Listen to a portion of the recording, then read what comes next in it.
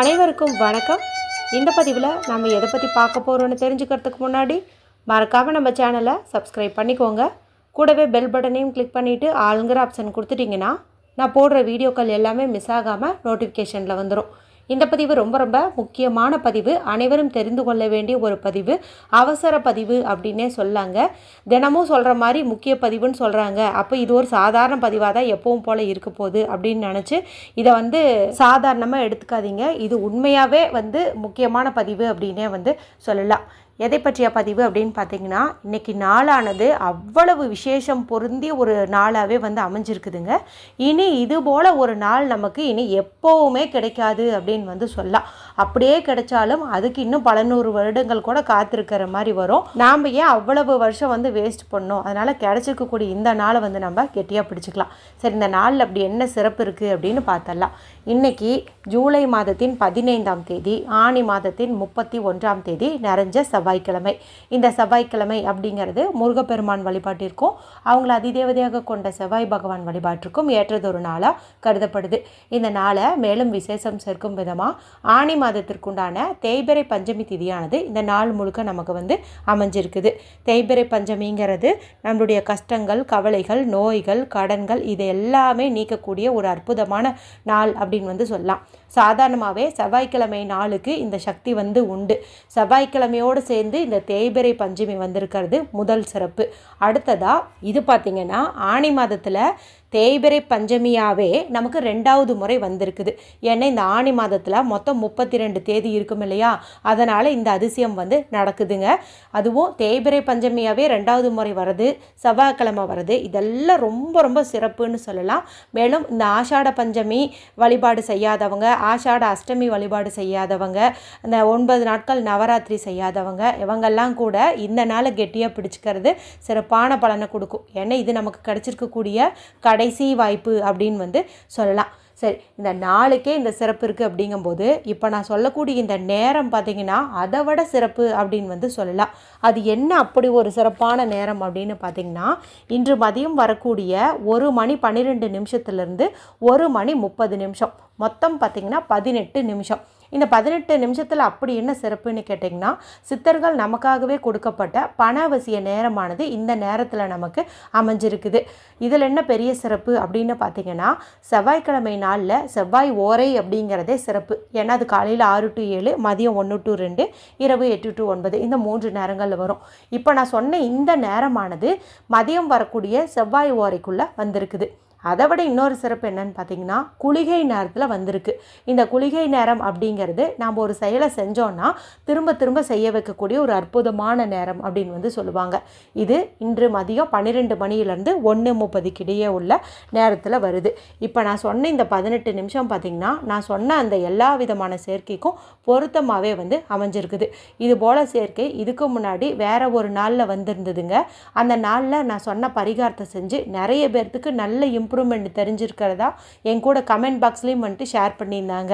அந்த நாளை மிஸ் பண்ணவங்க கூட இந்த நாளை பயன்படுத்திக்கிட்டு நான் சொல்கிறத செஞ்சிங்கன்னா கண்டிப்பாக உங்களுக்கு வாழ்க்கையில் இருக்கிற இந்த தீராத கஷ்டங்கள் நீங்கும், கடன் பிரச்சனை தீரும். மேலும் சொந்த வீடுங்கிறது நிறைய பேர்த்துக்கு ஒரு பெரிய கனவாக இருக்கும். அந்த விருப்பம் எல்லாம் நிறைவேறும் அப்படின்னு சொல்லலாம். மேலும் பணம் பல மடங்கு சேரும். உங்களுடைய சேமிப்பு கணக்கு உயரும். அதாவது செலவுக்கே பத்த மாட்டேங்குது காசுன்னு சொல்கிற நீங்கள் இனிமேல் அதிகப்படியாக சேமிக்கிற அளவுக்கு உங்களுக்கு காசு உயரும், காசு சேர்ந்துட்டே இருக்கும் அப்படின்னு சொல்லலாம். இதில் உங்களுக்கு நான் 2 விதமான பரிகாரங்கள் சொல்கிறேன். ஒன்று வீட்டில் இருக்கிறவங்க செய்கிற மாதிரி, இன்னொன்று ஆஃபீஸில் இருக்கிறவங்க செய்கிற மாதிரி. அதனால் வீடியோவை எங்கேயும் ஸ்கிப் பண்ணாமல் கடைசி வரைக்கும் பாருங்கள். ஏன்னா 18 நிமிஷம் தான் டைமுங்கும் போது நான் பெரிய பரிகாரமெல்லாம் ஒன்றும் சொல்ல போகிறது கிடையாது. எல்லோரும் செய்கிற மாதிரி ஒரு சிம்பிளான விஷயம் குறித்து தான் சொல்ல போகிறேன். அதனால் நீங்கள் டக்குன்னு செஞ்சு முடிச்சிடலாம். நம்பிக்கையோடு செஞ்சீங்க அப்படின்னாவே போதும். நான் இப்போ சொல்ல போகிறேன் இந்த 2 பரிகாரத்துக்குமே எந்த ஒரு ரூல்ஸ் அண்ட் ரெஸ்ட்ரிக்ஷன்ஸுமே கிடையாது. அதனால் பெண்கள் பீரியட்ஸ் டைமில் தாராளமாக செய்யலாம். பிறப்பிறப்பு தீட்டிருந்தாலும் தாராளமாக செய்யலாம்.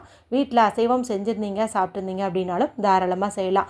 மேலும் இது சக்தி வாய்ந்த நாளாக இருக்கிறதுனால இந்த நாளில் நீங்கள் வாராகியம்மன் வழிபாடு செய்யலினாலும் வேறு எந்த தெய்வ வழிபாடு செஞ்சாலும் மாலை வீட்டில் ஏற்றக்கூடிய தீபத்துக்கடியில் எளிமையாக கிடைக்கக்கூடிய ஒரு பொருளை சொல்லி வீடியோ போட்டிருந்தேன். சொன்னேன். அந்த பொருளை இன்றைக்கி யார் வச்சு ஏற்றினீங்கனாலும் உங்களுடைய தீராத துன்பங்கள் அனைத்தும் வந்து தீரும் அப்படின்னே வந்து சொல்லலாம். அடுத்தது, இந்த நாளில் குளிக்கும் தண்ணீர் பரிகாரம் ஒரு குறிப்பிட்ட முறையில் எடுத்துக்குவதன் மூலமாகவும் நம்மளுடைய ஆசைப்பட்ட வாழ்க்கை, நம்ம விருப்பப்பட்ட வாழ்க்கை என்பது நமக்கு மிக விரைவிலேயே அமையும் அப்படின்னு வந்து சொல்லலாம். அற்புதமான குளியல் முறை. இதுவரை யாருமே சொல்லாத ஒரு குளியல் முறை குறித்து தான் நான் வீடியோ வந்து போட்டிருந்தேன். இப்போது ஒன்றும் டைம் வேஸ்ட் ஆகலைங்க. நீங்கள் இரவுக்குள்ளே அந்த வீடியோவை எப்போ பார்த்தீங்கனாலும் மறக்காமல் அது மாதிரி தண்ணீர் ரெடி பண்ணி குளிக்கிறதுக்கு முயற்சி பண்ணுங்கள். இல்லைன்னா முகம் கை காலையாவது கழுவிக்கோங்க. ஏன்னா நான் திரும்ப திரும்ப சொல்கிறேன், இந்த மாதிரி ஒரு நாள் வந்து நமக்கு கிடைக்கவே கிடைக்காது. நம்மளுக்கு இருக்கிற பிரச்சனையை வந்து நினைக்கும் போது இந்த குளியல் முறை பரிகாரம்லாம் சாதாரணம். ஆனால் இந்த சாதாரணத்தை எடுத்துக்குவதன் மூலமாக வாழ்க்கையே வந்து மாறும் அப்படின்னு வந்து சொல்லலாம். அவசியம் வந்து செய்யுங்க. எண்டு ஸ்க்ரீனில் நான் மேலே சொன்ன 2 வீடியோக்களினுடைய லிங்க்கும் வரும். சரி, இப்போ இந்த பதிவை தொடர்ந்து பார்க்கலாம். இப்போது நான் சொல்லக்கூடிய இந்த பரிகாரத்துக்கு நமக்கு ஒரே ஒரு பொருள் தான் தேவைப்படுது. பேனா, பென்சில் எதுவுமே வேண்டாம். வெறும் ஒரே ஒரு பொருள் தான். அது என்ன பொருள் அப்படின்னு பார்த்திங்கன்னா, ₹1 நாணயம். இந்த ₹1 தான் நம்மளுடைய கடன் பிரச்சனையை நீக்க போகுது, பண கஷ்டத்தை போக்க போகுது, சொந்த வீடையும் அமைச்சு கொடுக்க போகுது. சரிங்களா? இதை சுத்தமான தண்ணியில் கழுவிட்டு நல்லா ஒரு காட்டன் கிளாத் வச்சு தொடச்சிக்கோங்க. இப்போ நான் சொல்லக்கூடிய இந்த பரிகாரத்தை வீட்டில் இருக்கிற பெண்கள் வந்து செய்யுங்க. அடுத்ததாக நான் வந்து சொல்கிறத ஆஃபீஸில் இருக்கிறவங்க செய்யுங்க. இப்போ இந்த ₹1 எடுத்துகிட்டு வீட்டில் அமைதியான இடத்துல உட்காந்துக்கோங்க. யாருக்கிட்டேயும் பேசாதீங்க, டிவி பார்க்காதீங்க, மொபைல் பார்க்காதீங்க. மனசை நல்லா ரிலாக்ஸ் பண்ணிக்கோங்க. வடக்கு திசை, நார்த்து ஃபேஸிங் பார்த்த மாதிரி உட்காந்துக்கோங்க. இப்போ உங்கள் 2 உள்ளங்கையும் நல்லா தேய்ச்சி அதுலேருந்து வரக்கூடிய சூட்டை உங்களுடைய கண்கள்லையும் முச்சந்தலையிலையும் ஒத்தி எடுத்துக்கோங்க. அதன் பிறகு இந்த ₹1 உங்களுடைய இடது உள்ளங்கையில் வச்சுக்கோங்க.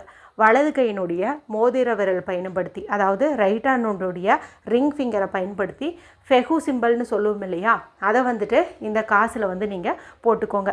உங்கள் விரல் தான் பேனா, இந்த காசு தான் பேப்பருங்கிற மாதிரி நினச்சிட்டு நீங்கள் அப்படியே வந்து இதில் போட்டுருங்க. போட்டுட்டு ஏதாவது மணி அஃபர்மேஷன் சொல்லுங்கள். 4 திசைகள்லேருந்து என்னை தேடி பணம் வருகிறது, என் வீட்டில் தேவைக்கும் அதிகமாகவே பணம் இருக்கிறது, I am a powerful money magnet, இந்த மாதிரி வந்துட்டு நீங்கள் சொல்லுங்கள்.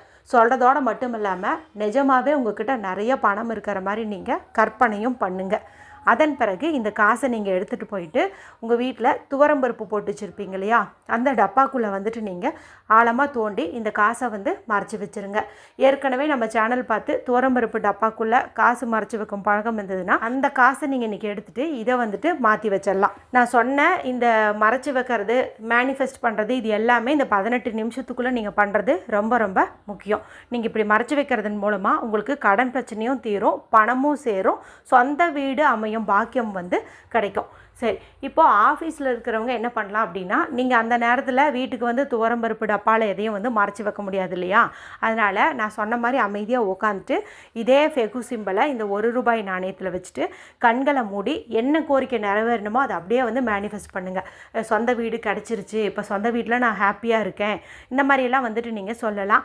அதே போல் பணம் நிறைய சேரணும் அப்படிங்கிற மாதிரி சொல்லலாம், நிறைய சேர்ந்துருச்சுன்னு சொல்லலாம். இந்த மாதிரியெல்லாம் வந்து சொல்லுங்கள். எக்காரணத்து கொண்டும் எனக்கு நிறைய கடன் இருக்குது, நான் ரொம்ப கஷ்டப்படுறேன் அப்படிங்கிற மாதிரியெல்லாம் இந்த இடத்துல நீங்கள் நினைக்கவே கூடாது. அந்த வார்த்தையும் நீங்கள் யூஸ் பண்ணவே கூடாது. அதன் பிறகு இந்த ₹1 நீங்கள் செலவு செய்யக்கூடாது. அதனால் ஏதாவது ஒரு பேப்பரில் மடித்து அதை உங்கள் பர்ஸில் வைக்கிறது சிறப்பு. அதனால் கோடு போட்ட பேப்பரோ போடாத பேப்பரோ ஏதாவது ஒன்று எடுத்து அதுக்குள்ளே இந்த ₹1 வச்சு மடித்து உங்களுடைய பர்ஸில் வந்து வச்சுக்கோங்க. வீட்டுக்கு வந்ததுக்கப்புறமா இதை நீங்கள் துவரம்பருப்பு டப்பாவில் வைக்கிறது நல்லது. இல்லைனாலும் பரவாயில்ல, ஒன்றும் பிரச்சனை கிடையாது. நான் சொன்ன அந்த நேரத்துக்கு தான் ரொம்ப சக்தி அதிகம். அதனால் அவசியம் இதை வந்துட்டு நீங்கள் மிஸ் பண்ணாமல் பண்ணிவிடுங்க. வீடியோ பிடிச்சிருந்தா மற்றவங்களோட ஷேர் பண்ணுங்கள், லைக் பண்ணுங்கள். மற்றும் ஒரு பயனுள்ள பதிவில் உங்களை சந்திக்கிறேன். நன்றி, வணக்கம்.